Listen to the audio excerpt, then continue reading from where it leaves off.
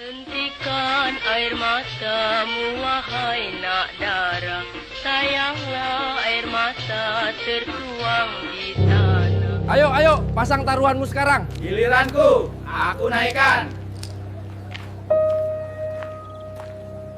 Di sini, baik dan buruk hanyalah dua warna luntur. Cepat, ambil ini. Ini uangnya. Zaki, ingat, suatu saat kau akan bosan dengan kegelapan.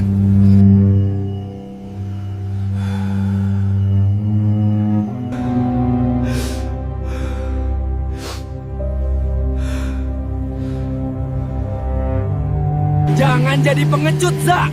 Uang kita masih banyak. Apakah kesempatan kedua ini sebuah berkah atau kutukan?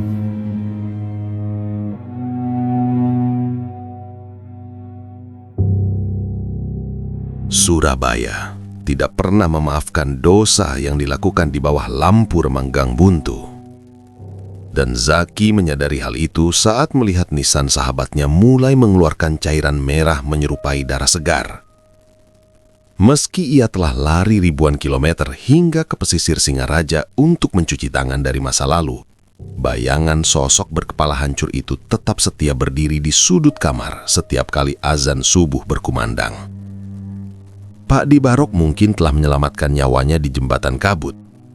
Namun apakah kesempatan kedua ini benar-benar sebuah berkah atau justru awal dari kutukan yang lebih mengerikan? Assalamualaikum, apa kabar teman-teman sekalian? Semoga semuanya dalam keadaan sehat dan selalu diberi keberkahan rezeki. Sebelum Kang Mus lanjutkan, alangkah lebih baiknya perkenalkan diri kalian dan dari mana kalian berasal tulis di kolom komentar. Tentunya agar Kang Mus lebih dekat dengan kalian. Dan bagi teman-teman yang ingin mengirimkan pengalaman cerita horor atau sekedar bersilaturahmi, bisa masuk ke grup WhatsApp yang linknya sudah saya tulis di kolom deskripsi. Baik, tanpa berlama-lama, matikan lampumu, nyalakan nyalimu.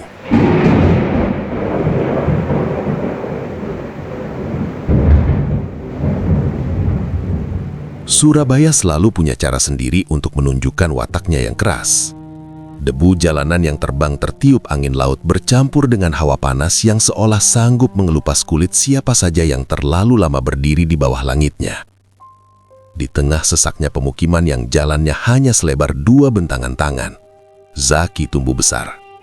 Aromanya khas, sebuah perpaduan antara asap tumisan dapur yang gurih dan bau air selokan kering yang mengendap lama. Di dalam rumahnya yang sederhana, Zaki sebenarnya merasa cukup aman. Ayah, ibu, serta kakek dan neneknya selalu memberikan perhatian yang tulus. Namun kedamaian di dalam rumah itu sangat kontras dengan situasi di balik pintu kayu depan mereka. Bagi Zaki, kampungnya adalah sebuah medan perang moral yang tidak pernah berhenti bergejolak. Setiap hari ia sering berdiri di ambang pintu, memperhatikan dua arus manusia yang sangat berbeda arahnya. Pada sisi kanan, gerombolan pria bersarung dan memakai peci berjalan tenang menuju masjid setiap kali azan berkumandang. Suaranya merdu memanggil orang-orang untuk bersujud. Namun, tepat di sisi kiri, di bawah lampu remang-remang sebuah gang buntu, pemandangan lain tersaji. Aroma alkohol murahan menyeruak di antara teriakan kasar orang-orang yang sedang mematikan akal sehat di atas meja judi. Suara banting kartu dan makian menjadi latar musik yang akrab di telinga Zaki sejak ia belum genap berusia 10 tahun. "Zaki, masuk! Jangan lihat-lihat ke sana terus!" tegur ibunya dari arah dapur suatu sore. Zaki menoleh sebentar, lalu bertanya pelan, "Bu, kenapa orang-orang itu suka teriak-teriak sambil minum air bau itu? Kenapa mereka tidak ikut ke masjid saja seperti kakek?"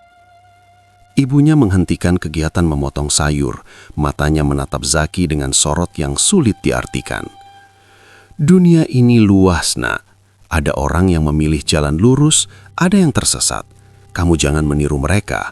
Fokus saja belajar agar nanti bisa keluar dari lingkungan ini." Zaki kecil hanya mengangguk, meski sebenarnya ia merasa bingung. Baginya, kebaikan dan keburukan bukan seperti hitam dan putih yang terpisah jelas. Keduanya seringkali luntur dan menyatu seperti cat yang terkena air hujan. Kebingungan itu semakin diperparah dengan keberadaan satu sosok yang namanya selalu disebut dengan nada antara hormat dan ngeri. Semua orang memanggilnya Cak Barok.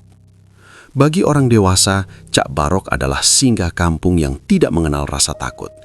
Ia dikenal tidak akan segan melukai siapa saja yang berani mengusik wilayah kekuasaannya atau mengganggu ketenangan bisnisnya.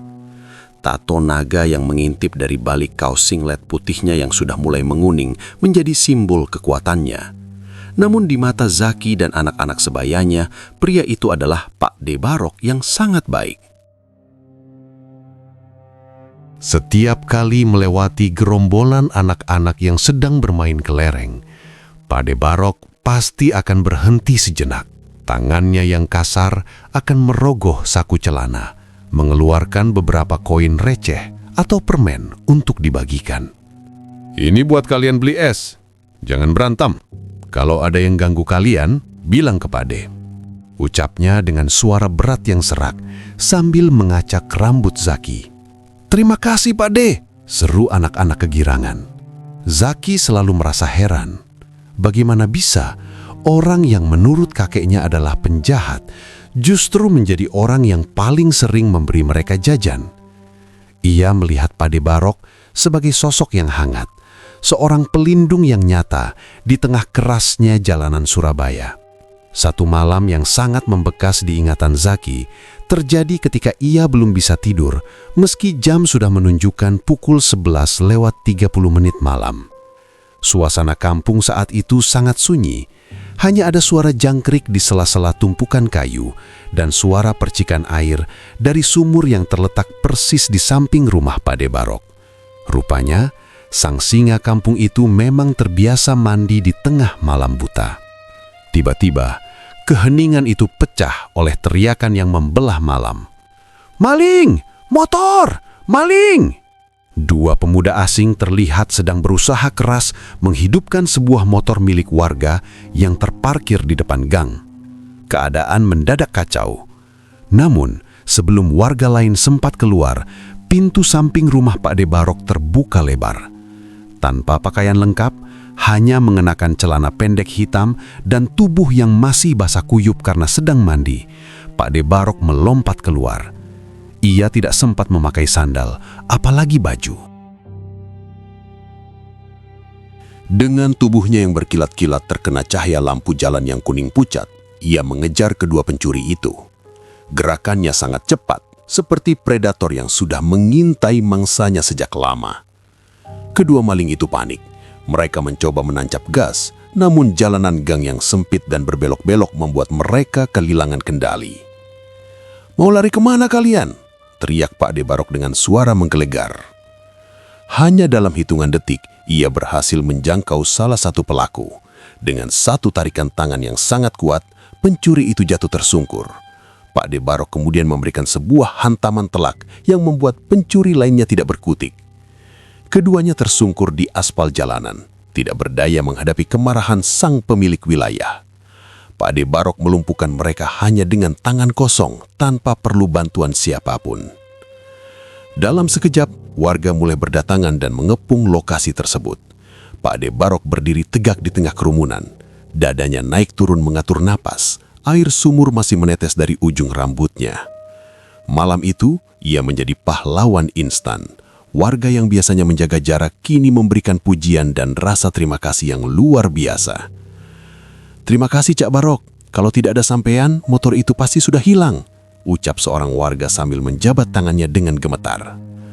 Pak De Barok hanya mengangguk singkat, lalu kembali ke rumahnya seolah-olah tidak ada hal luar biasa yang baru saja terjadi. Zaki, yang menyaksikan seluruh kejadian itu dari balik jendela kamarnya, merasa sangat kagum. Di mata anak kecilnya, Pak De Barok adalah sosok yang gagah berani. Namun kekaguman itu perlahan mulai dibarengi dengan rasa takut yang lain. Ayah Zaki pernah berbisik pelan saat mereka makan malam beberapa hari setelah kejadian itu. "Kamu boleh senang Pak De Barok menolong orang, tapi jangan terlalu dekat dengannya Zaki. Dia itu pahlawan di malam hari, tapi racun di siang hari. Kamu tahu kenapa banyak anak muda di ujung gang itu jadi kurus dan gila? Itu karena barang yang dia jual, kata ayahnya dengan nada serius. Zaki hanya diam dan menunduk. Ia belum sepenuhnya paham apa itu narkoba atau racun yang dimaksud ayahnya. Yang ia tahu hanyalah Pak De Barok adalah satu-satunya orang yang membuatnya merasa aman saat berjalan di gang gelap. Bagi Zaki, Pak De Barok adalah paradoks yang hidup. Ia adalah tangan yang memberi permen, namun juga tangan yang menghajar orang hingga tak berdaya. Ia adalah pria yang mandi di bawah rembulan, membersihkan debu jalanan dari tubuhnya, meski dosa-dosanya mungkin tidak akan pernah benar-benar luntur oleh air sumur manapun. Hari-hari berlalu, dan Zaki tetap menjadi pengamat di ambang pintu. Ia tetap melihat orang-orang pergi ke masjid di sebelah kanan dan orang-orang yang teler di sebelah kiri. Memasuki tahun kedua di sekolah menengah pertama, Zaki mulai menyadari bahwa ketenangan di dalam rumahnya hanyalah sebuah kepura-puraan yang dipaksakan. Retakan-retakan kecil pada hubungan orang tuanya yang selama ini ia abaikan, kini berubah menjadi lubang besar yang menganga. Pertengkaran hebat antara ayah dan ibunya menjadi pemandangan harian yang sangat melelahkan. Suara teriakan, bantingan pintu, hingga pecahnya barang pecah belah menjadi menu sarapan yang memuakkan setiap pagi bagi Zaki. Ia sering terbangun dengan jantung yang berdegup kencang hanya karena mendengar bentakan ayahnya dari ruang tengah.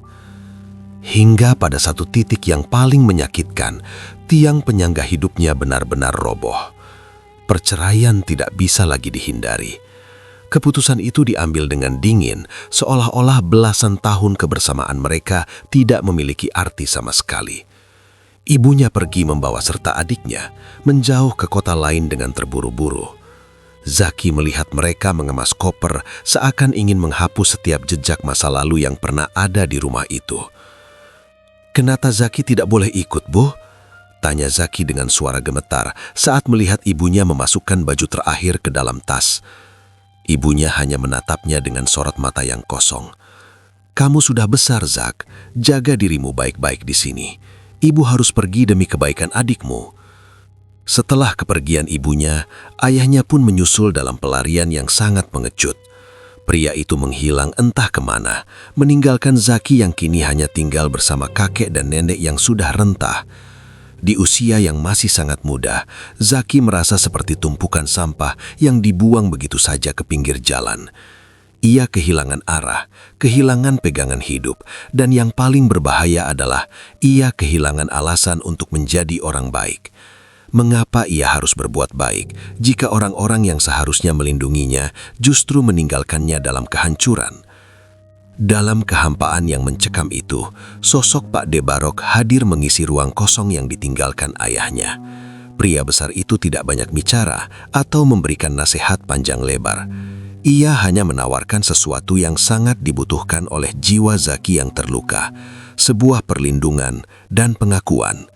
Pak De Barok melihat potensi dalam diri Zaki yang sedang marah pada dunia, dan ia memberikan tempat bagi kemarahan itu untuk tumbuh. Zaki mulai menghabiskan sebagian besar waktunya di rumah besar milik Pak De Barok. Tempat itu selalu ramai oleh pria-pria berbadan tegap dan bermuka garang.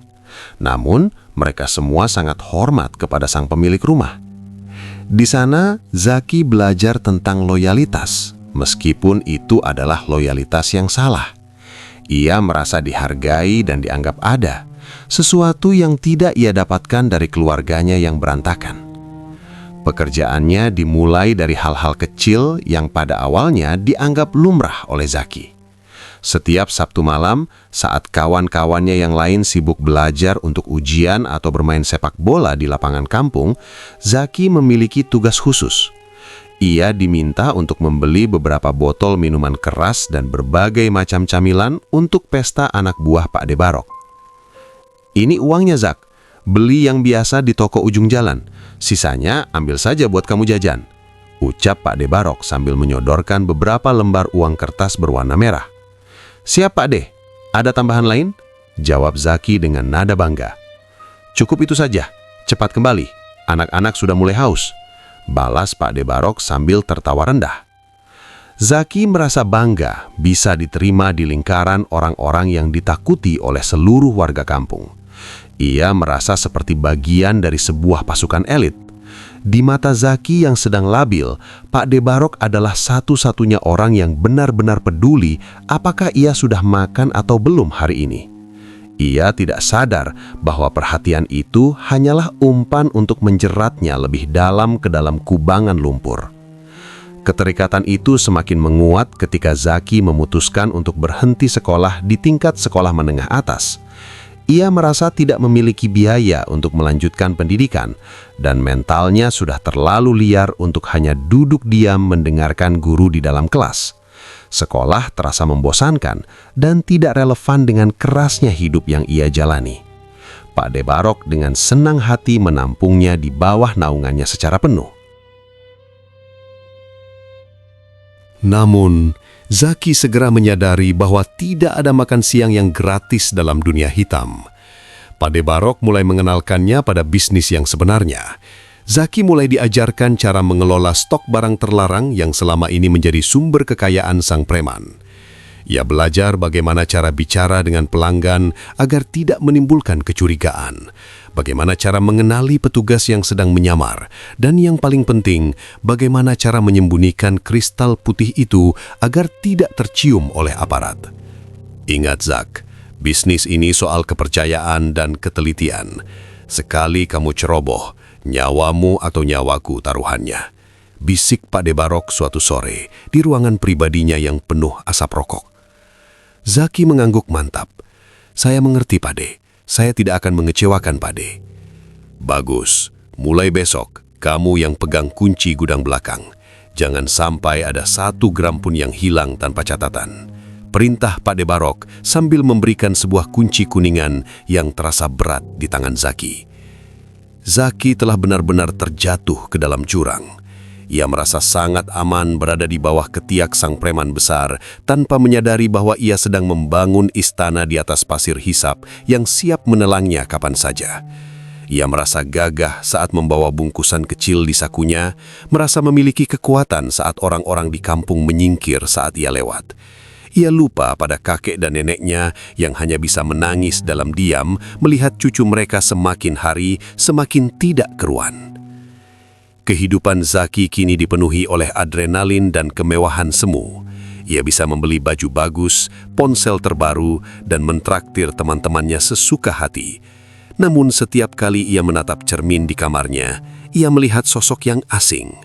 Mata yang dulu jernih, kini mulai tampak kusam dan dingin.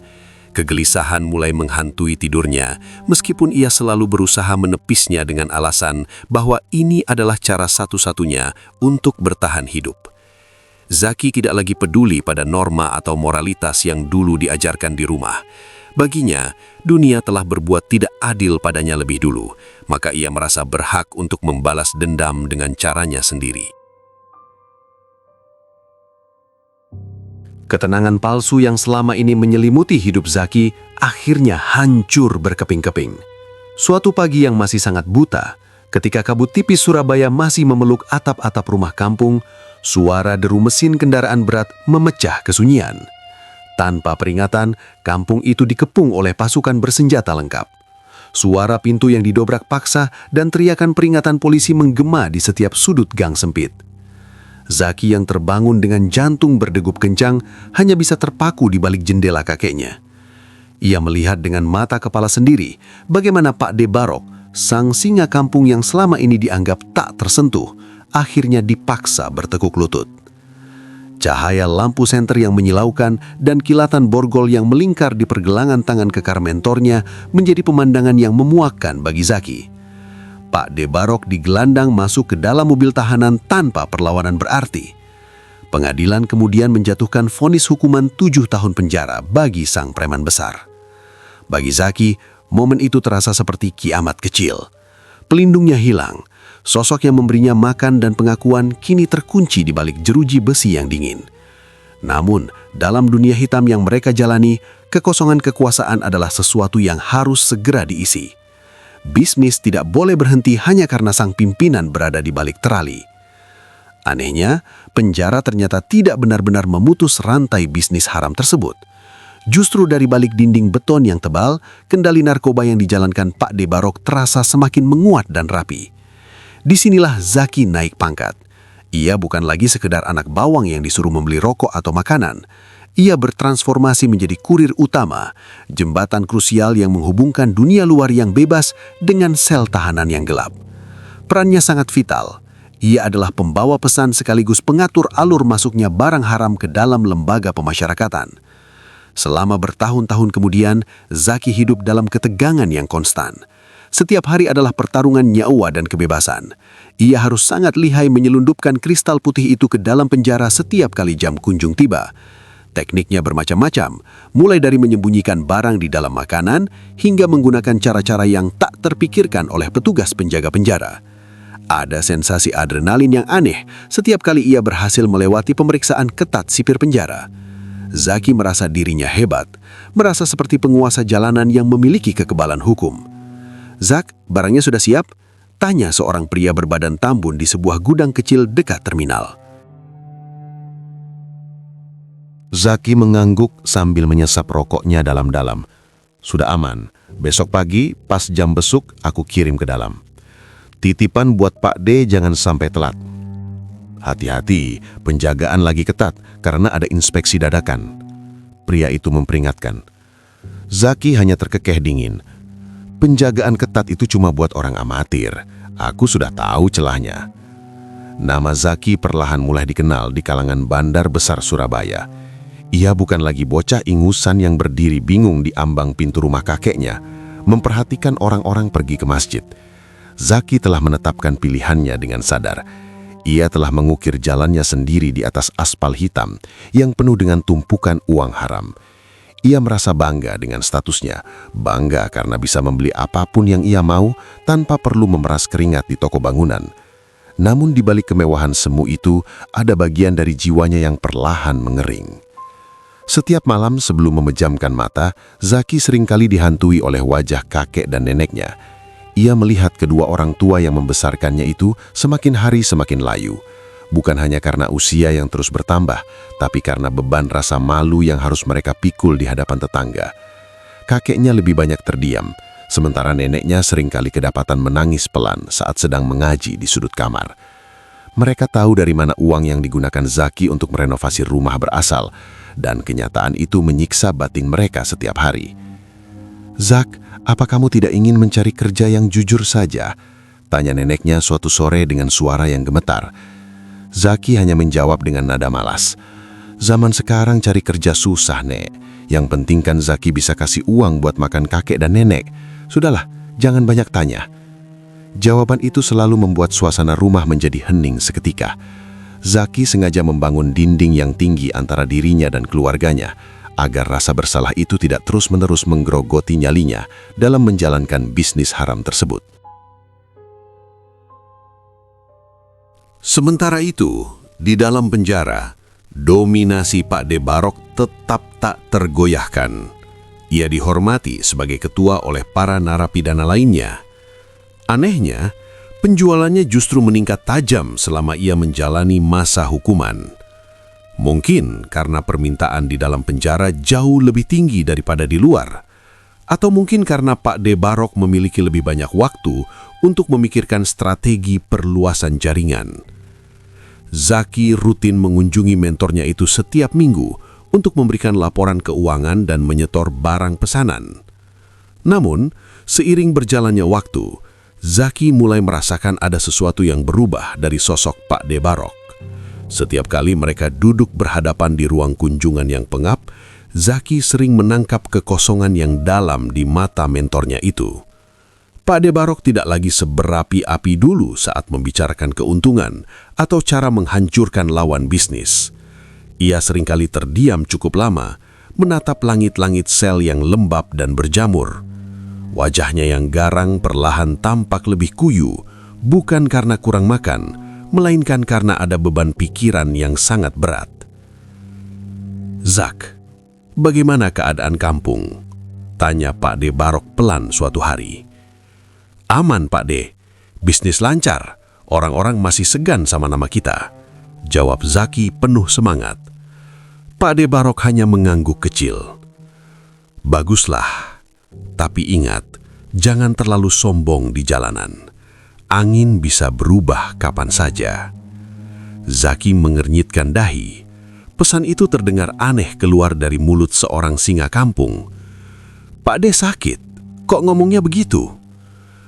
Aku cuma merasa capek, Zak.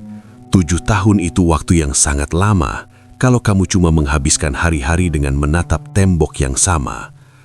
Balas Pak De Barok sambil mengalihkan pandangannya ke arah luar jendela yang teralis besi. 7 tahun berlalu seperti sebuah mimpi buruk yang teramat panjang dan melelahkan. Akhirnya, hari yang dinanti-nantikan itu tiba juga. Gerbang besi penjara yang berkarat itu terbuka lebar, mengizinkan Pak De Barok untuk kembali menghirup udara bebas. Zaki tidak datang sendirian menjemput mentornya. Di sampingnya ada Rian, sahabat karibnya sejak kecil yang juga sudah tumbuh menjadi pemuda jalanan yang keras. Mereka berdua sudah menyusun rencana besar untuk merayakan kepulangan sang singa kampung. Sebuah pesta pora lengkap dengan tumpukan botol minuman keras telah disiapkan di markas rahasia mereka. Dalam benak Zaki dan Rian, kepulangan Pak De Barok adalah sinyal untuk merebut kembali tahta yang sempat goyah. Mereka membayangkan sang mentor akan langsung memberikan instruksi untuk memperluas wilayah kekuasaan, menghancurkan pesaing baru, dan melipat gandakan omset bisnis haram mereka. Namun saat sosok tinggi besar itu melangkah keluar dari area lembaga pemasyarakatan, Zaki mendadak terdiam. Ada sesuatu yang sangat berbeda dari pria itu. Langkah kaki Pak De Barok terasa jauh lebih tenang. Tidak ada lagi hentakan kaki angkuh yang biasanya membuat orang menyingkir ketakutan. Sorot matanya yang dulu setajam elang kini tampak lebih lembut dan teduh. Yang paling mengejutkan adalah bibirnya. Tidak ada satupun kata makian atau umpatan kasar yang keluar saat menyapa mereka. Pak De Barok hanya tersenyum tipis dan menjabat tangan mereka dengan hangat, sebuah gestur yang terasa asing bagi Zaki. "Ayo Pak De, anak-anak sudah menunggu di kontrakan. Kita rayakan kebebasan ini sampai pagi," seru Rian dengan semangat yang meluap-luap. Pak De Barok menepuk bahu Rian pelan, lalu menggelengkan kepala. "Kalian pulanglah dulu. Sampaikan salamku pada anak-anak. Aku ingin langsung pulang ke rumah, ingin mandi dan istirahat." Zaki dan Rian saling pandang dengan tatapan heran. Pesta yang mereka siapkan dengan modal besar itu akhirnya hanya dihadiri oleh anak-anak buah tanpa sang pemimpin utama. Keheranan mereka berubah menjadi kebingungan yang nyata saat hari-hari berikutnya berlalu. Perubahan Pak De Barok bukanlah sebuah sandiwara singkat untuk mengelabui aparat. Pria itu benar-benar telah bertransformasi menjadi sosok yang berbeda total. Perubahan itu semakin nyata terlihat setiap hari Jumat pagi. Pak De Barok menyuruh istrinya untuk memasak nasi dan lauk pauk dalam porsi yang sangat besar. Zaki mengira makanan itu disiapkan untuk menjamu para petinggi kelompok mereka yang akan datang berkunjung. Namun, dugaannya salah besar. Makanan itu dibungkus dengan rapi dan dibagikan secara langsung oleh Pak De Barok kepada para janda tua, anak yatim, dan fakir miskin yang tinggal di sudut-sudut kumuh sekitar kampung. Tidak hanya itu, setiap kali suara azan berkumandang dari pengeras suara masjid, Pak De Barok adalah orang pertama yang terlihat berjalan kaki menuju rumah Tuhan. Ia mengenakan baju koko putih yang bersih dan sarung yang rapi, meninggalkan segala urusan duniawi tanpa beban sedikit pun. Zaki dan Rian hanya bisa melongo melihat pemandangan itu dari kejauhan, sambil tetap menggenggam bungkusan narkoba di saku mereka. "Apa yang terjadi dengannya, Zak? Kenapa dia jadi seperti ustadz begitu?" bisik Rian suatu sore saat mereka melihat Pak De Barok baru saja keluar dari masjid. "Aku juga tidak tahu, Ri. Rasanya aneh sekali melihat singa sepertinya sekarang rajin pegang tasbih," jawab Zaki dengan nada kecewa. Mereka berdua merasa seperti dikhianati. Selama 7 tahun mereka menjaga bisnis ini agar tetap berjalan demi menyambut sang mentor. Namun saat sang mentor pulang, ia justru seolah membuang mereka ke tempat sampah. Zaki dan Rian masih setia menjalankan bisnis gelap itu, sementara orang yang dulu mengajari mereka cara melakukannya justru sibuk bersujud di atas sajadah. Suatu sore, Zaki sudah tidak tahan lagi menahan gejolak di hatinya. Ia mendatangi rumah Pak De Barok saat pria itu sedang duduk santai di teras sambil membaca buku agama. Zaki berdiri di depannya dengan napas yang memburu, emosinya campur aduk antara rindu, marah, dan bingung. "Pak De, aku butuh penjelasan.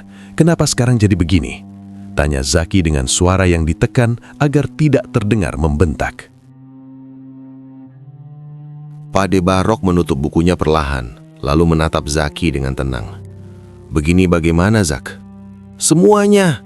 Kenapa Pak De tidak mau lagi duduk minum dengan kami? Kenapa Pak De lebih sering di masjid daripada di markas? Dan kalau memang apa yang kami lakukan sekarang ini salah, kenapa Pak De tidak pernah menegur atau melarang kami? Pak De diam saja melihat kami tetap berjualan barang itu," cecar Zaki dengan nada menuntut. Pak De Barok tidak langsung menjawab. Ia menarik napas panjang, menatap langit sore Surabaya yang mulai berwarna jingga. Senyuman tipis yang sangat tulus muncul di wajahnya. Sebuah senyuman yang belum pernah Zaki lihat selama puluhan tahun mengenalnya.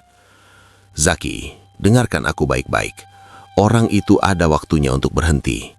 Di dalam penjara kemarin, aku sadar bahwa aku sudah terlalu banyak mengumpulkan dosa yang tidak akan habis dibayar meski aku mati berkali-kali," ucap Pak De Barok dengan suara rendah namun sangat jelas. Ia melanjutkan, "Malaikat pun tidak akan bisa mengubah jalan hidupmu kalau di dalam hatimu sendiri tidak ada keinginan untuk berhenti. Aku tidak melarangmu sekarang karena aku tahu teguran lisanku tidak akan mempan. Dulu aku yang menjerumuskanmu. Sekarang aku hanya bisa mencontohkan jalan baliknya. Lakukanlah apa yang menurutmu benar saat ini, Zaki. Nikmatilah uangnya, nikmatilah kekuasaannya. Tapi ingat pesanku satu hal.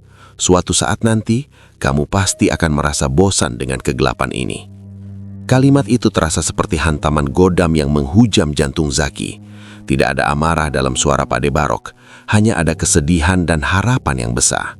Zaki terdiam 1000 bahasa, tidak sanggup membalas patah kata pun.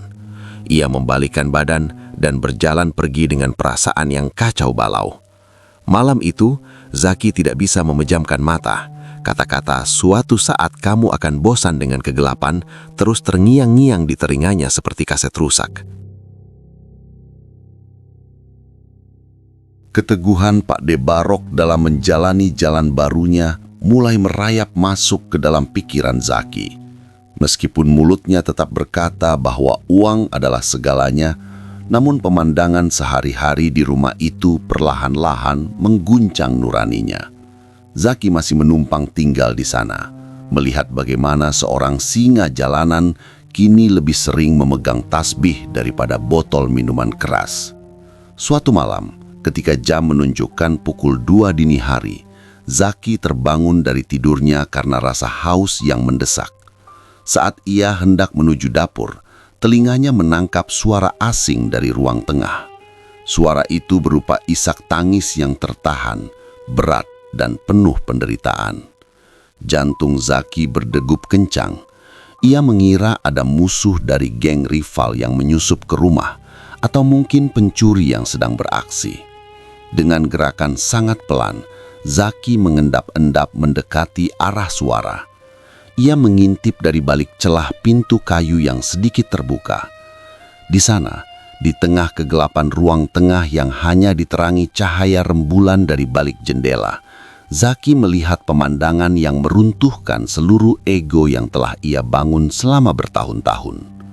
Pak De Barok sedang bersujud di atas sajadah. Tubuhnya yang besar tampak bergetar hebat.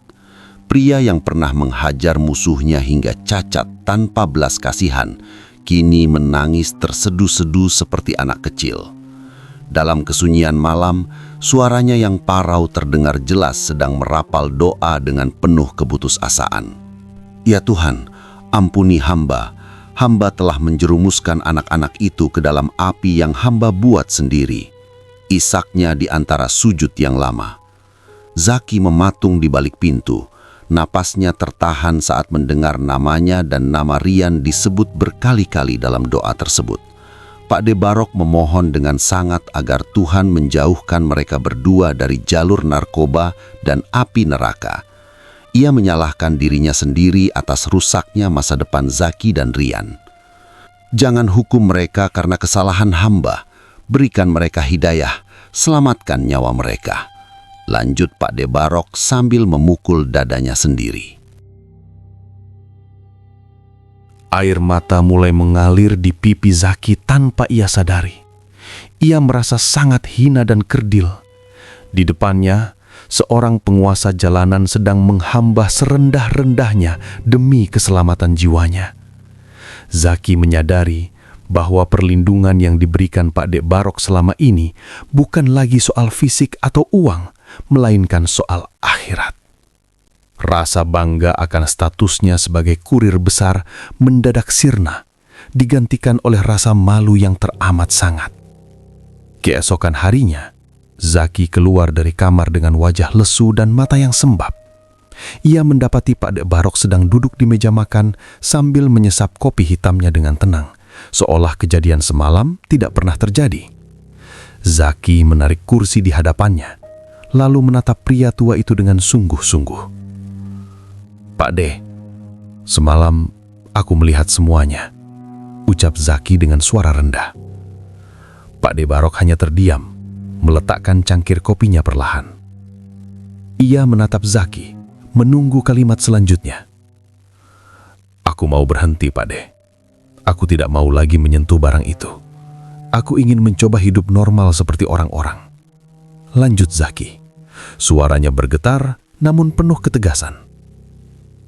Mendengar hal itu, Pak De Barok langsung berdiri. Ia melangkah mendekati Zaki dan memeluknya dengan sangat erat. Itu adalah pelukan hangat yang selama ini Zaki cari dari sosok ayahnya sendiri. Tidak ada kata-kata makian, tidak ada paksaan, hanya ada kelegaan yang luar biasa. "Alhamdulillah, ini keputusan paling berani yang pernah kamu ambil dalam hidupmu, Zak. Mulai hari ini, kita berjuang sama-sama di jalan yang benar," bisik Pak De Barok dengan mata berkaca-kaca. Perjalanan memulai hidup normal ternyata jauh lebih berat daripada yang dibayangkan Zaki. Ia memutuskan untuk bekerja sebagai kuli panggul di sebuah toko bangunan besar di pusat kota. Tugasnya adalah mengangkut semen, pasir, dan besi dari pagi hingga sore hari. Gajinya sangat kecil jika dibandingkan dengan hasil penjualan narkoba dalam 1 jam. Setiap sore, tubuhnya terasa pegal dan mati rasa. Bukan hanya rasa lelah secara fisik yang harus ia hadapi, melainkan juga sanksi sosial. Orang-orang di sekitar toko yang tahu masa lalunya seringkali memandang rendah dan memberikan hinaan secara terang-terangan. "Lihat itu si mantan bandar, sekarang cuma bisa angkat semen, paling cuma kuat seminggu," sindir salah satu mandor yang sedang merokok. Zaki hanya diam, menulikkan telinganya. Ia teringat tangisan Pak De Barok di tengah malam. Rasa lelahnya terasa lebih ringan, karena kini hatinya tidak lagi merasa dikejar-kejar oleh rasa bersalah atau ketakutan akan polisi. Pak De Barok selalu menyemangatinya setiap kali Zaki pulang dengan pakaian yang penuh debu semen. "Sabar, Zak. Uang sedikit kalau halal itu berkahnya sampai ke tulang. Daripada uang banyak tapi buat tidur saja tidak tenang," pesan Pak De Barok suatu malam sambil memberikan minyak urut untuk bahu Zaki yang memar. Namun tidak semua orang senang dengan perubahan Zaki. Rian, sahabat karibnya, menjadi orang yang paling vokal menentang keputusan itu. Rian tetap bertahan di dunia hitam. Ia merasa bahwa uang adalah satu-satunya harga diri yang nyata di Surabaya. Suatu sore, Rian datang menemui Zaki di depan toko bangunan dengan motor sport barunya. "Kamu gila ya, Zak? Lihat dirimu sekarang, kotor dan bau semen. Buat apa hidup susah begini kalau kita bisa punya uang jutaan dalam semalam?" ejek Rian sambil meludah ke samping. Zaki menatap Rian dengan tenang. "Ri, aku cuma mau tenang. Aku tidak mau mati dalam keadaan teler atau ditembak polisi." Rian tertawa meremehkan. "Alah, kamu itu cuma pengecut yang takut sama hantu masa depan. Pak De Barok sudah tua, otaknya sudah lemah. Kamu jangan ikut-ikutan jadi orang suci. Hidup ini cuma sekali, Zak. Nikmati saja."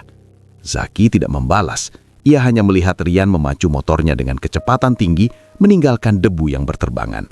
Dalam hati, Zaki merasa sedih. Ia tahu bahwa mengajak orang menuju cahaya jauh lebih sulit daripada mendorong seseorang masuk ke dalam jurang yang gelap. Kebahagiaan yang Zaki rasakan dalam menapaki jalan baru ternyata hanya berumur pendek. Dunia seolah tidak mengizinkannya untuk beristirahat terlalu lama dari kemalangan. Ujian yang sangat berat datang tanpa memberikan aba-aba sedikit pun.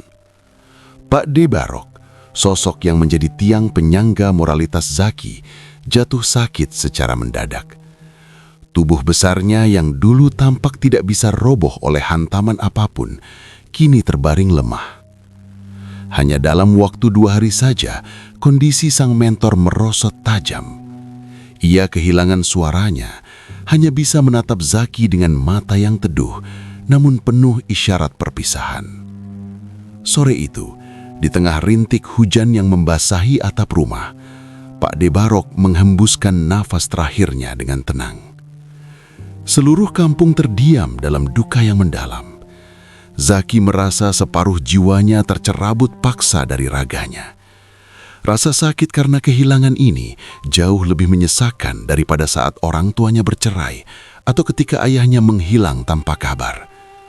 Baginya, Pak D. Barok adalah cahaya yang baru saja ia temukan di tengah kegelapan. Dan kini, cahaya itu padam begitu cepat saat ia baru mulai belajar berjalan di bawah sinarnya. Saat hari pemakaman tiba, Zaki terbaku berdiri di pinggir liang lahat. Ia terkejut melihat kerumunan orang yang datang. Banyak warga yang dulu sangat membenci dan mengutuk Pak D. Barok, kini hadir dengan wajah penuh rasa hormat untuk mendoakan. Mereka semua memberikan kesaksian bahwa di akhir hayatnya, sang preman besar telah benar-benar berubah menjadi manusia yang bermanfaat bagi sesama. Zaki, yang sabar. Pak D. Barok sudah tenang. Dia sudah membayar lunas masa lalunya dengan sangat baik. Ucap seorang pengurus masjid sambil menepuk pundak Zaki yang gemetar. Zaki hanya bisa mengangguk pelan, meskipun di dalam hatinya ada lubang besar yang menganga. Tanpa bimbingan Pak D. Barok, hidup Zaki mulai goyah kembali.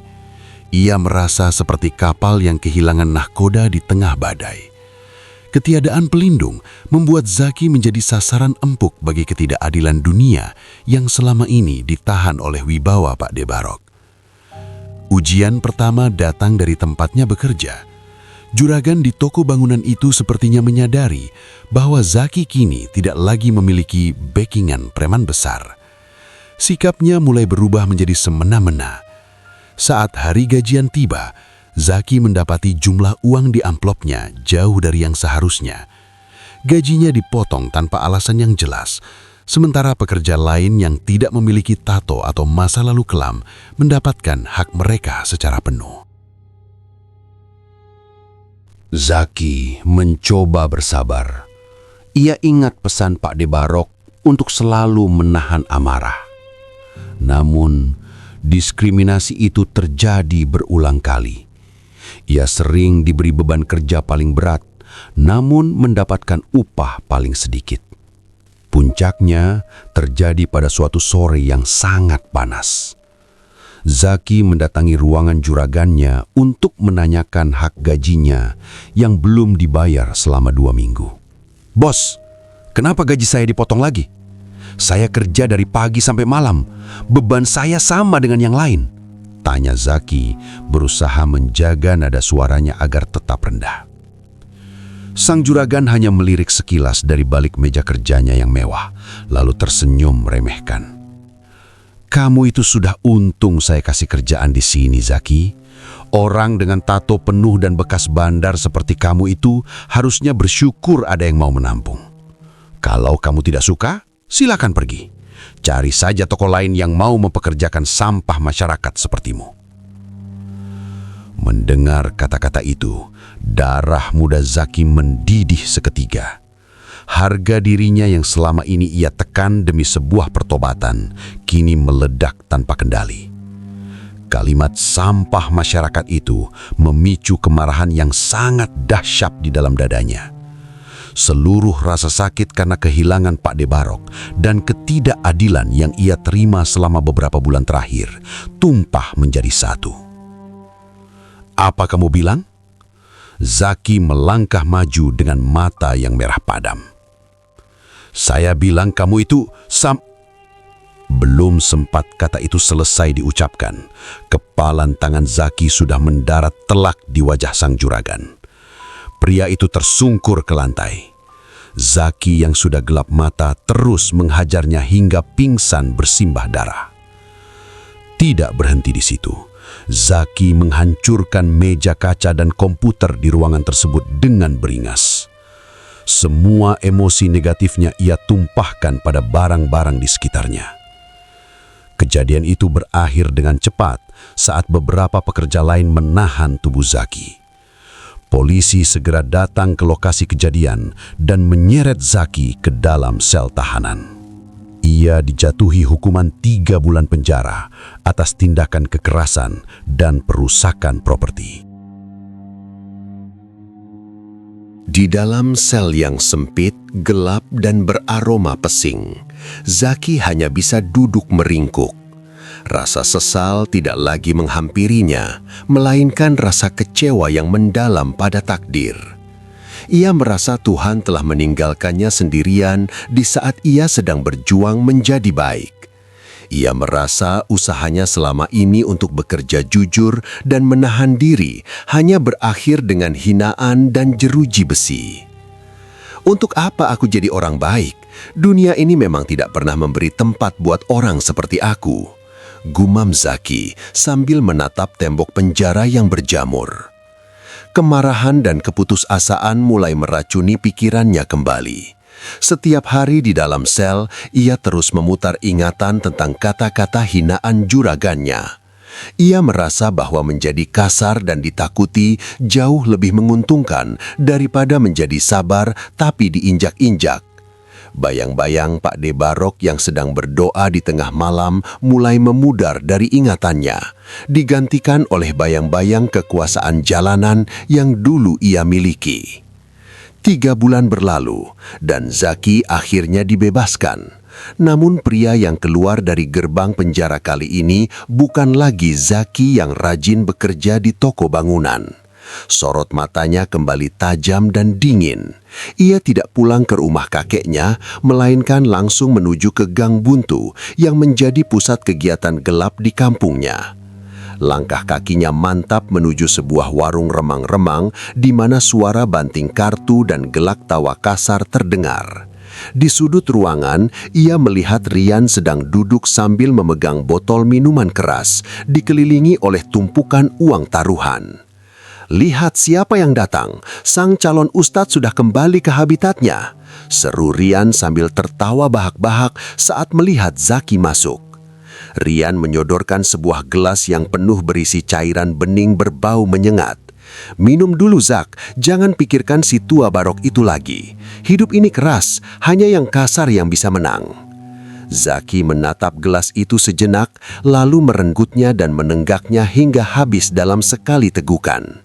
Rasa panas mengalir di tenggorokannya, membakar sisa-sisa nurani yang masih ada. "Aku sudah kapok jadi orang baik, Rian. Mulai besok, cari tahu siapa yang pegang wilayah selatan sekarang. Aku mau ambil bagian lagi," ucap Zaki dengan suara yang kering dan tanpa emosi. Zaki kembali masuk ke dalam lingkaran setan dengan nafsu yang jauh lebih liar dari sebelumnya. Kegagalannya saat mencoba menjadi orang baik berubah menjadi dendam yang ia lampiaskan pada jalanan. Baginya, pertobatan adalah sebuah eksperimen yang gagal dan menyakitkan. Bersama Rian, ia mulai membangun kembali reputasinya sebagai penguasa kegelapan di Surabaya. Mereka tidak lagi hanya bermain di ranah narkoba skala kecil, tapi mulai merambah ke dunia balap liar yang menjanjikan uang cepat dalam jumlah besar. Mereka memiliki sebuah motor baru yang didapat dari hasil bisnis gelap yang tidak jelas sumbernya. Mesinnya sudah dioprek sedemikian rupa, bodinya dipreteli agar lebih ringan, dan setiap komponennya dirancang untuk melesat seperti peluru di atas aspal. Zaki tidak peduli lagi pada keselamatan. Ia merasa nyalinya sudah mati bersama kepergian Pak De Barok. Suatu malam minggu yang derah, sebuah taruhan besar digelar di salah satu jalan protokol Surabaya yang terkenal sepi dari jangkauan patroli polisi setelah lewat tengah malam. Taruhan malam itu melibatkan uang puluhan juta rupiah. Zaki ditunjuk sebagai joki utama karena keberaniannya yang sudah melewati batas kewajaran manusia normal. Saat lampu start memberikan tanda, Zaki memacu motornya dengan kecepatan yang sangat mengerikan. Ia membelah angin malam, mengabaikan resiko ban pecah atau mesin meledak. Malam itu, Zaki menang telak. Ia finish jauh di depan lawan-lawannya. Uang taruhan yang menumpuk segera berpindah ke tangannya. Sorak-sorai anak-anak jalanan menyambutnya seolah ia adalah raja yang baru kembali dari medan perang. "Gila kamu, Zak. Kecepatanmu tadi sudah tidak masuk akal. Kamu seperti tidak takut mati," seru Rian sambil merangkul pundak Zaki dengan bangga. Zaki hanya menyeka keringat di dahinya dengan wajah datar. "Mati itu pasti, Ri. Yang penting malam ini kita kaya." Kemenangan besar itu segera dirayakan dengan pesta minuman keras yang gila-gilaan. Mereka menyewa sebuah rumah kontrakan di pinggiran kota agar tidak terendus warga. Mulai dari jam 2 dini hari hingga matahari terbit di ufuk timur, mereka tidak berhenti menenggak alkohol jenis apapun yang tersedia di meja. Aroma tuak dan whisky murah memenuhi ruangan yang pengap oleh asap rokok tersebut. Zaki merasa berada di puncak dunia. Rasa lelah dan kantuk yang mulai menyerang saraf-sarafnya ia abaikan begitu saja. Baginya, rasa mabuk ini adalah satu-satunya cara untuk membungkam suara-suara hati kecil yang sesekali masih membisikkan nama Pak De Barok. Bahkan saat matahari sudah tinggi dan orang-orang mulai beraktivitas normal, pesta di kontrakan itu masih berlanjut. Mereka tertawa, berjudi, dan terus menuangkan cairan pahit itu ke dalam tenggorokan yang sudah panas. Baru pada sore harinya, tubuh mereka benar-benar tumbang. Zaki dan Rian jatuh tertidur dalam keadaan tidak sadar di lantai ruang tamu yang berantakan. Mereka baru terbangun saat jam menunjukkan pukul 10 malam. Kepala Zaki terasa berdenyut sangat kencang, seperti dihantam palu godam. Perutnya terasa mual dan sangat kosong. Zaki mencoba duduk dan mengumpulkan kesadarannya yang masih tercecer. Namun, Rian yang baru bangun justru tampak masih haus akan kesenangan. Ia berdiri dengan limbung, lalu menyambar kunci motor yang tergeletak di atas meja kayu. "Zak, minumannya habis. Kita cari lagi yuk di tempat biasa," ajak Rian dengan suara yang serak dan bau alkohol yang masih sangat menyengat. Zaki menggelengkan kepala sambil memijat pelipisnya. "Sudahlah, Ri. Kepalaku mau pecah. Aku mau makan dulu saja. Perutku perih sekali. Kita istirahat saja malam ini." Rian mendengus kesal, matanya yang merah menatap Zaki dengan nada menantang. "Ayo Zak, jangan jadi lembek begitu. Uang kita masih banyak. Sayang kalau malam ini lewat begitu saja. Jangan jadi pengecut yang takut sama pusing." Zaki terdiam sejenak. Sebenarnya tubuhnya sudah memberikan sinyal bahaya yang sangat kuat. Ia merasa sangat lelah dan lapar, namun egonya sebagai teman sejati Rian membuatnya tidak enak hati untuk menolak. Akhirnya Zaki menyerah pada desakan itu. Ia berdiri dan melangkah keluar rumah mengikuti Rian. "Baiklah, tapi kita cari yang dekat-dekat saja ya," ucap Zaki pasrah. Zaki naik ke boncengan motor sport mereka. Rian yang memegang kemudi langsung memacu motor itu dengan ugal-ugalan. Pengaruh alkohol yang belum sepenuhnya hilang membuat Rian tidak mampu mengontrol laju kendaraannya dengan baik. Ia meliuk-liuk di antara mobil dan motor lain dengan kecepatan yang sangat tinggi, seolah jalanan Surabaya malam itu adalah milik nenek moyangnya sendiri. Zaki merasa pandangannya mulai kabur. Angin kencang yang menghantam wajahnya tidak mampu menghilangkan rasa pening di kepalanya. Dunianya terasa berputar, dan ia harus memegang erat jaket Rian agar tidak terjatuh dari boncengan. "Pelan sedikit, Ri. Ini bukan di lintasan balap," teriak Zaki di telinga Rian.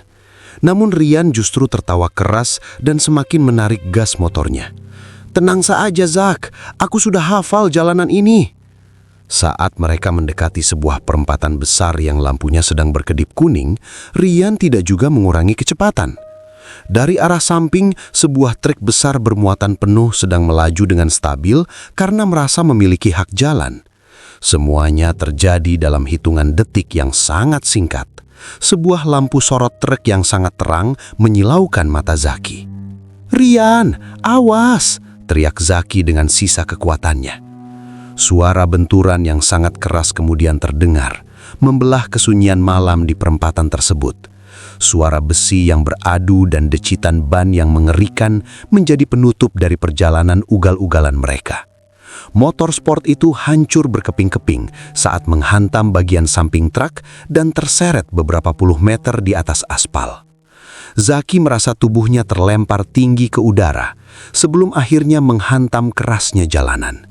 Segalanya mendadak menjadi putih bersih, kemudian berubah menjadi hitam pekat dalam sekejap. Anehnya, Zaki tidak merasakan sakit sama sekali pada awalnya. Ia hanya merasa seperti sedang jatuh ke dalam sebuah sumur tua yang sangat dalam dan tak berdasar. Kesadarannya perlahan-lahan hilang, menyisakan kesunyian yang mencekam. Zaki merasa dirinya terbangun di sebuah tempat yang sama sekali tidak ia kenali. Tidak ada lagi suara bising knalpot motor, tidak ada aroma aspal Surabaya yang panas, dan tidak ada teriakan Rian yang ugal-ugalan. Yang ada hanyalah kesunyian yang begitu pekat hingga telinganya terasa berdengung. Di sekelilingnya, kabut putih yang sangat tebal bergerak lambat, menutupi pandangan hingga jarak 1 meter saja. Zaki menunduk dan menyadari bahwa ia sedang berdiri di atas sebuah jembatan yang sangat panjang. Jembatan itu tampak melayang karena bagian bawahnya sama sekali tidak terlihat. Hanya ada jurang tak berdasar yang ditutupi kabut. Udara di tempat itu terasa sangat dingin, jenis dingin yang seolah mampu membekukan tulang. Zaki mencoba melangkah, namun kakinya terasa berat seperti terikat rantai besi yang sangat besar. Tiba-tiba, dari balik kabut di ujung jembatan, muncul 2 sosok makhluk berukuran raksasa. Wajah mereka tidak terlihat jelas karena tertutup bayangan hitam, namun kehadiran mereka memancarkan aura yang sangat mengerikan dan penuh tekanan. Tanpa memberikan peringatan, kedua sosok itu mendekat dengan langkah yang membuat seluruh struktur jembatan bergetar hebat. Mereka langsung mencengkeram lengan kanan dan kiri Zaki. Cengkeraman itu tidak seperti tangan manusia. Zaki merasa kulitnya seperti ditempelkan pada bara api yang sedang membara. Rasa panas yang luar biasa menyengat merambat ke seluruh tubuhnya, membuatnya ingin berteriak, namun suaranya tertahan di tenggorokan. "Ini saja yang mati, bawa anak ini saja masuk ke dalam." Suara salah satu sosok itu mengguntur, memenuhi ruang hampa di tempat itu. Zaki mulai panik. Ia meronta dengan sisa kekuatan yang ia miliki, mencoba melepaskan diri dari pegangan yang menghancurkan itu. Ketakutan yang belum pernah ia rasakan seumur hidup kini mencengkeram jantungnya. Ia menyadari bahwa ia sedang berada di ambang kematian, di pintu gerbang yang tidak akan pernah bisa ia lalui untuk kembali jika ia melangkah lebih jauh lagi. "Jangan aku, tolong, jangan aku belum mau mati," teriak Zaki dengan histeris, namun suaranya seolah ditelan oleh kabut putih yang tak berujung tersebut. Kedua raksasa itu tetap menyeret Zaki dengan paksa menuju bagian jembatan yang paling gelap. Di saat Zaki hampir putus asa dan pasrah pada nasibnya, sebuah bayangan muncul di tengah jalan yang mereka lalui. Sosok itu berdiri tegak, menghalangi langkah kedua raksasa tersebut. Zaki memicingkan mata dan jantungnya seolah berhenti berdetak saat mengenali wajah pria itu. Pak D. Barok. Pria itu berdiri di sana dengan pakaian putih bersih yang sangat kontras dengan kegelapan di sekelilingnya. Wajahnya terlihat sangat sedih, namun sorot matanya menunjukkan ketegasan yang luar biasa. Ia tidak tampak takut sedikit pun pada dua sosok raksasa yang sedang memegang Zaki. "Lepaskan dia," ucap Pak De Barok dengan suara yang lembut, namun memiliki wibawa yang sangat kuat hingga membuat kedua sosok raksasa itu berhenti melangkah. Waktunya sudah tiba untuknya. Dia telah melakukan terlalu banyak kesalahan, balas sosok raksasa itu dengan suara yang berat. Pak De Barok menggelengkan kepala perlahan. Ia menatap Zaki dengan tatapan yang sangat dalam, tatapan yang pernah Zaki lihat saat pria itu menangis di atas sajadah dulu. Belum waktunya. Dia masih punya urusan yang belum selesai di dunia. Biarkan dia pulang dan memperbaiki semuanya. Kedua sosok raksasa itu terdiam sejenak, seolah sedang berkomunikasi tanpa suara. Perlahan, cengkeraman panas di lengan Zaki mulai mengendur. Rasa terbakar itu menghilang, digantikan oleh dorongan yang sangat kuat dari arah belakang. Zaki merasa dirinya seperti ditarik paksa oleh sebuah pusaran energi yang sangat besar. Dunianya kembali berputar hebat. Kabut putih itu pecah, dan kesunyian mencekam tadi mendadak berubah menjadi hiruk-pikuk suara yang memekakkan telinga. "Dia masih hidup! Cepat, panggil ambulans!" teriak seseorang di dekat telinganya. Zaki membuka mata dengan susah payah. Hal pertama yang ia rasakan adalah rasa sakit yang luar biasa menghantam seluruh tubuhnya. Ia sedang berbaring di atas aspal jalanan yang dingin dan basah. Di sekelilingnya, lampu biru dan merah dari mobil polisi serta ambulans berkedip-kedip, menciptakan bayangan yang bergerak liar di dinding bangunan sekitar. Orang-orang berkerumun dengan wajah yang pucat pasi melihat pemandangan di tengah perempatan tersebut. Zaki mencoba menggerakkan lehernya ke arah samping. Di sana, hanya berjarak beberapa meter darinya, ia melihat pemandangan yang akan menghantui mimpinya selamanya. Motor sport yang ia banggakan telah hancur menjadi tumpukan besi yang tidak berbentuk lagi. Dan di tengah reruntuhan itu, tubuh Rian tergeletak dengan posisi yang sangat mengerikan. Kepala sahabatnya itu hancur berantakan akibat benturan keras dengan truk. Darah segar mengalir deras membasahi aspal, bercampur dengan tumpahan bensin dan air radiator. Tidak jauh dari sana, Zaki juga melihat sepasang suami istri yang malang. Mereka terkapar tidak bernyawa dengan kondisi yang tidak kalah tragis. Mereka adalah korban dari kegilaan dan kesombongan Zaki serta Rian di jalanan malam itu. Zaki merasa dadanya sesak, bukan hanya karena cedera paru-paru, tapi karena rasa bersalah yang mendadak menghantam jiwanya seperti palu godam. "Rian," bisik Zaki pelan, namun tidak ada jawaban. Sahabatnya telah pergi untuk selamanya, membawa serta segala tawa dan makian kasar yang dulu sering mereka bagi bersama. Seorang petugas medis segera mendekati Zaki dan memasang penyangga leher. "Tetap diam, jangan banyak bergerak, kamu mengalami luka dalam yang cukup parah." Zaki hanya bisa menatap langit malam Surabaya yang tanpa bintang. Ia menyadari satu hal yang sangat nyata. Kejadian di jembatan kabut tadi bukanlah sekedar mimpi atau halusinasi akibat benturan di kepala. Itu adalah peringatan terakhir. Pak De Barok, bahkan setelah meninggal pun, tetap mencoba menyelamatkan jiwanya dari jurang kehancuran yang paling dalam. "Terima kasih, Pak De," batin Zaki sambil memejamkan mata menahan perih. Ia menyadari bahwa nyawanya yang tersisa ini bukan lagi miliknya sepenuhnya. Ia telah diberikan kesempatan kedua, sebuah peluang yang sangat mahal karena harus dibayar dengan nyawa 3 orang lainnya. Zaki merasa sangat hina. Ia teringat kembali kata-kata Pak De Barok tentang masa berhenti bagi setiap orang. Malam ini, masa itu telah datang padanya dengan cara yang sangat tragis dan berdarah.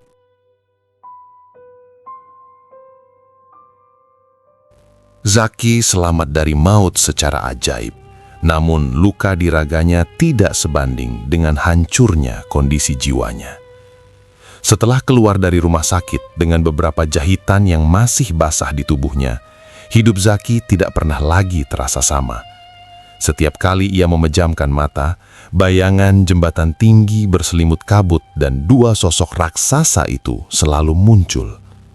Ia dihantui oleh rasa bersalah yang teramat dalam, terutama saat ia harus menghadiri acara doa bersama atau tahlilan di rumah almarhum Rian. Suasana di rumah sahabatnya itu terasa sangat mencekam. Di tengah kerumunan warga yang membacakan doa, Ibu Rian duduk dengan mata yang sudah sembab karena terlalu banyak menangis. Dengan suara yang gemetar, sang ibu menceritakan firasat aneh yang ditunjukkan Rian 7 hari sebelum kecelakaan maut itu terjadi. "Zak, Rian itu aneh sekali seminggu kemarin. Dia tiba-tiba minta rumah ini dicat putih bersih. Katanya dia tidak mau malu kalau nanti ada tamu banyak yang datang ke sini," ucap Ibu Rian sambil menyeka air matanya dengan ujung kerudung. Zaki hanya bisa tertunduk lesu, tidak berani menatap mata ibu sahabatnya itu. Ia tahu benar bahwa tamu banyak yang dimaksud Rian bukanlah tamu pesta, melainkan para pelayat yang kini memenuhi rumahnya. "Bukan cuma itu, Zak. Dia juga sempat beli bunga mawar banyak sekali dan minta aku untuk rajin-rajin berziarah ke makam keluarga. Sepertinya dia sudah tahu kalau waktunya tidak lama lagi," lanjut sang ibu. Kengerian tidak berhenti sampai dicerita firasat. Di tengah prosesi tahlilan malam ketiga, beberapa tetangga yang sedang berada di area dapur belakang lari tunggang langgang dengan wajah pucat pasi.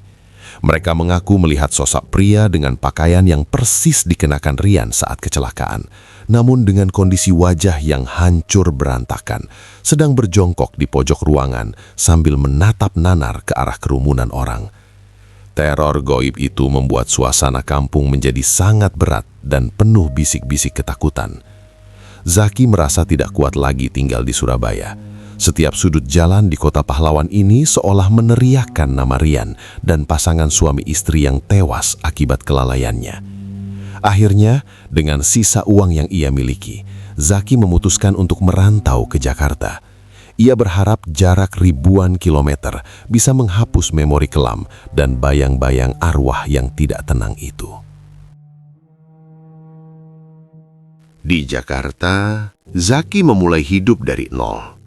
Ia bekerja di sebuah ruko toko kain yang padat di kawasan Tanah Abang. Tugasnya adalah membongkar muatan kain dari truk dan menatanya di gudang lantai 2. Zaki menjalani hidup dengan sangat tertutup. Ia mulai belajar menjalankan sholat 5 waktu secara konsisten, mencoba mencari ketenangan yang selama ini hilang dari hidupnya. Pemilik ruko yang melihat kerajinan Zaki mengizinkannya untuk tidur di sebuah kamar kecil di area gudang ruko tersebut. Suatu malam, sekitar jam 2 dini hari, Zaki terbangun dari tidurnya. Ia merasa hatinya sangat gelisah. Tiba-tiba ia teringat pada sosok Pak De Barok, mentor yang dulu selalu mendoakannya di tengah malam. Zaki pun bangkit dari tempat tidur, mengambil air wudhu yang dingin, dan membentangkan sajadahnya di tengah gudang yang sunyi itu. Ia berniat melakukan sholat tahajud sebagai bentuk permohonan ampun yang tulus. Saat sujud terakhir, Zaki tidak bisa menahan air matanya. Ia merintih dalam hati, menyebut nama Pak De Barok dan juga nama Rian. Ia memohon agar sahabatnya itu diberikan kelapangan di alam sana. Namun, saat ia mengucapkan salam dan mengakhiri sholatnya, suasana di gudang itu berubah secara drastis. Tiba-tiba, sebuah vas bunga keramik yang terletak di atas lemari kayu jatuh menghantam lantai. Perang! Vas itu pecah berkeping-keping tanpa ada angin atau getaran apapun sebelumnya. Hawa di dalam ruangan yang awalnya hangat karena tertutup rapat mendadak berubah menjadi sangat dingin hingga membuat bulu kuduk Zaki berdiri tegak. Zaki mencoba menenangkan dirinya. "Hanya perasaan saja, Zak. Fokus pada doa," bisiknya pada diri sendiri. Namun, ketenangan itu hancur saat ia mendengar suara langkah kaki dari arah tangga kayu ruko. Dek, dek, dek. Langkah itu terasa sangat berat, seperti seseorang yang menyerat kakinya dengan susah payah. Jantung Zaki berdegup kencang, hampir terasa mau melompat dari dadanya. Ia tahu bahwa ia sendirian di ruko itu, karena pemiliknya pulang ke rumah setiap sore. Pintu gudang yang tadinya terkunci rapat mendadak terbuka secara perlahan dengan suara derit yang panjang. Di ambang pintu, dalam remang cahaya lampu jalan yang masuk dari sela ventilasi, berdiri sebuah sosok yang membuat darah Zaki serasa membeku. Itu adalah Rian. Namun sosok itu sama sekali tidak mirip dengan sahabatnya yang dulu sering tertawa bersama. Tubuhnya tampak kaku dengan pakaian yang koyak dan berlumuran noda hitam kering. Wajahnya tidak lagi berbentuk. Salah satu matanya hilang dan rahangnya tampak miring mengerikan, persis seperti kondisi saat kecelakaan di perempatan itu. Sosok itu melangkah masuk dengan terpatah-patah. Suaranya keluar seperti bisikan yang parau dan penuh penderitaan. "Zaki, kenapa kamu meninggalkanku sendirian di sana?" Zaki mundur hingga punggungnya membentur tembok gudang. Ia sangat ketakutan, seluruh tubuhnya gemetar hebat. "Rian, pergi lari. Aku sudah mendoakanmu. Tolong jangan ganggu aku," teriak Zaki dengan suara yang nyaris hilang karena ngeri. Sosok itu terus mendekat. Tangan yang hancur itu terulur seolah ingin menggapai leher Zaki. Matanya yang merah menyala menatap Zaki dengan sorot penuh kemarahan. "Kamu hidup enak di sini, sedangkan aku harus menyeberangi jembatan itu sendirian. Kenapa bukan kamu saja yang ikut mati malam itu?" Dalam kondisi terjepit, Zaki memejamkan mata rapat-rapat. Ia mulai membaca ayat kursi dan surat-surat pendek yang ia hafal dengan terbata-bata. Mulutnya komat kamit mencoba memohon perlindungan kepada Tuhan. Ia terus membacanya berulang-ulang, tidak peduli meskipun suara tawa mengerikan sosok itu menggema di seluruh ruangan gudang. Setelah beberapa menit yang terasa seperti selamanya, suara tawa itu perlahan menghilang. Hawa dingin yang menyengat pun berangsur-angsur normal kembali. Saat Zaki memberanikan diri membuka mata, sosok itu sudah tidak ada. Yang tertinggal hanyalah aroma asap hitam yang sangat busuk, bau daging terbakar yang sangat menyengat hidung. Zaki jatuh terduduk di atas sajadahnya dengan nafas tersengal-sengal. Keringat dingin membasahi seluruh tubuhnya. Sejak malam mengerikan itu, Zaki menyadari sebuah kebenaran yang sangat pahit. Dosa masa lalu tidak akan pernah benar-benar pergi hanya dengan melarikan diri ke kota lain. Bayang-bayang orang-orang yang tersakiti atau mati akibat ulahnya akan selalu mengikuti, menagih janji pertobatan yang lebih sungguh-sungguh. Waktu terus berjalan tanpa pernah menunggu siapapun untuk siap. Tahun demi tahun terlewati, membawa Zaki melintasi berbagai fase kehidupan yang penuh dengan duri dan air mata. Setelah pengembaraan panjang yang melelahkan di Jakarta, ia akhirnya memutuskan untuk mencari ketenangan yang lebih dalam. Pilihannya jatuh pada Singaraja, sebuah kota di pesisir utara Bali yang jauh dari hiruk-pikuk kemacetan dan kenangan kelam masa lalu. Di kota yang tenang ini, Zaki seolah menemukan tanah yang subur untuk menaram kembali martabatnya yang dulu sempat hancur berkeping-keping. Di Singaraja, Zaki membangun hidup baru dari nol dengan kejujuran sebagai fondasi utamanya. Ia kini telah menjadi seorang pria dewasa yang matang, seorang suami, dan ayah dari 2 orang putri yang sangat cantik. Kesehariannya diisi dengan bekerja keras mengelola sebuah bengkel kecil miliknya sendiri. Ia dikenal oleh warga sekitar sebagai sosok yang santun, pendiam, namun sangat ringan tangan dalam membantu sesama. Tidak ada yang menyangka bahwa pria yang rajin beribadah di Masjid Agung setempat ini dulunya adalah seorang kurir narkoba yang ditakuti di gang-gang sempit Surabaya. Meskipun jarak antara Singaraja dan Surabaya terbentang cukup jauh oleh lautan, memori tentang Pak D. Barok dan Rian tetap tersimpan rapi di satu sudut khusus di hatinya. Ingatan itu tidak lagi muncul sebagai teror yang menakutkan, melainkan sebagai pengingat abadi tentang betapa mahalnya harga sebuah hidayah. Setiap tahun, beberapa hari menjelang hari raya, Zaki selalu menyisihkan waktu dan biaya untuk pulang ke kampung halamannya. Ia merasa memiliki kewajiban moral untuk berziarah ke makam 2 orang yang paling berpengaruh dalam hidupnya tersebut. Pada ziarah terakhirnya di sebuah pemakaman umum di Surabaya, cuaca terasa sangat terik. Zaki melangkah perlahan di antara nisan-nisan yang berhimpitan. Ia pertama kali mengunjungi makam Pak De Barok. Di sana, ia membersihkan rumput liar yang tumbuh di sekitar pusara dan menyiramkan air mawar dengan takzim. "Terima kasih Pak De, kalau bukan karena doa Pak De di tengah malam itu, mungkin saya tidak akan pernah melihat wajah anak-anak saya sekarang," bisik Zaki pelan sambil mengusap batu nisan sang mentor. Setelah itu, ia melangkah menuju makam Rian yang terletak tidak jauh dari sana. Namun saat ia berdiri tepat di depan nisan sahabat karibnya itu, langkahnya mendadak terhenti. Zaki memicingkan mata, memperhatikan sesuatu yang aneh. Ada bercak merah tua yang merembes keluar dari pori-pori batu nisan Rian. Cairan itu mengalir perlahan, seolah-olah cat nisan tersebut luntur dan membentuk pola yang menyerupai tetesan darah segar. Bulu kuduk Zaki merinding seketika. Aroma besi yang samar tercium di hidungnya, mengingatkannya pada malam kecelakaan maut itu. Namun Zaki tidak lagi lari ketakutan seperti saat di gudang ruko Cakarda dulu. Ia menarik napas panjang, mencoba menenangkan debaran jantungnya yang mulai tidak beraturan. "Rian, aku datang lagi. Aku tahu kamu mungkin masih merasa kesepian di sana," ucap Zaki dengan suara yang bergetar namun penuh ketulusan. Zaki kemudian duduk bersimpuh di samping makam Rian.